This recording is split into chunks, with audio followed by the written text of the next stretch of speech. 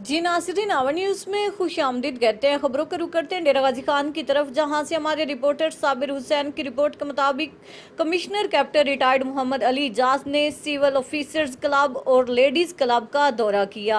उन्होंने officer club में इजलास की सदारत भी की। सीनियर नायब सदर chamber of commerce Mohammad Latif Patafi, PTI के रहनुमा Allah Bakhsh Korai, additional deputy commissioner revenue Ahmad Hasan Rancha, XEN local government Khurram Khan, deputy director development Waseem Akhtar Jatoi, XEN MEPCO Shiraz Ghafoor, divisional sports officer Atahur Rehman और दीगर मौजूद थे। डिप्टी कमिश्नर ने ऑफिसर्स क्लब की बहाली, स्पोर्ट्स और दीगर सरगर्मियां शुरू करने और दीगर मामलात का जायजा लिया। उन्होंने लेडीज क्लब की इमारत की बहाली, लाइन्स की तैयारी और दीगर मामलात चेक करते हुए हदायत जारी की।